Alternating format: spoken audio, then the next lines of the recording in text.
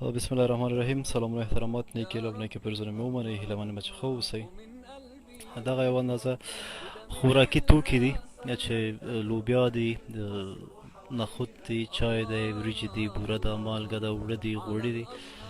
موږ دغسې یو کور ته راغلي چې دغې کورنۍ یو ماشوم تقریبا څو ورځې وړاندې تقریبا 3 ورځې وړاندې په حق ورسېد. نن اول د جمعې شپه ده، د هغې د خاطره موږ ورته دغه ډوډۍ او دغه سوجي راوړې. دا به دوی په اول سر کې حلوا کړي او د هغې د جمعې د شپې په نوم به یې د خیر خیرات کړي. دغه ورورک زه یې مخ نه راولم، دغه تاسې لاسونه ګورئ، دا د 3 لورګانو پلار دی که نه،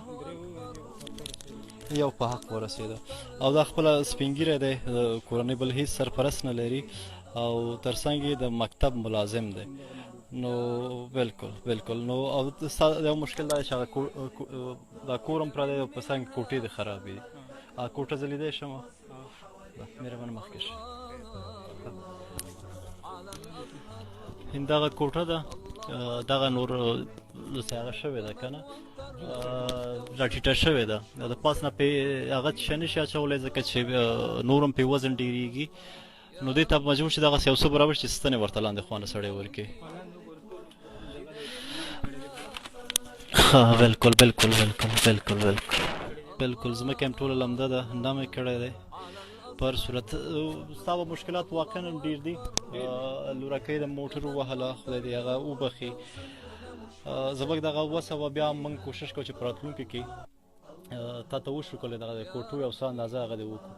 ملګرو ما مخکې مې یادونه وکړه، دغه ورور چې دی سپین ږیری دی او په دغه د لاس هم مشکل لري او په دغه لاس باندې دا د مکتب ملازم دی. معاش دې څومره دی؟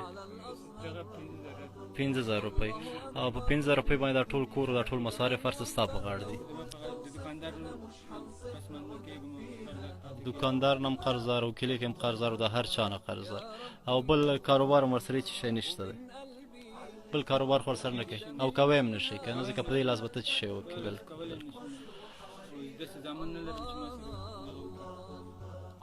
بالکل 3 لورګانې دي، نور زوی هم نشته، هېڅ هم نشته. بالکل. دوستانو دغه یو دقیقه زه دغه کوټې ته رالم، تاسې دغه خولې د دې ورور وګورئ چې څه حال دی، څومره ګرمي ده. په هر صورت موږ درنه ځو، تاسو ته ښه وخت غواړو. موږ کوشش کوو چې په راتلونکي کې ستاسو دغې کوټو غم وکړو. ښه وخت ولرئ، اباده اوسئ، ژوندي اوسئ.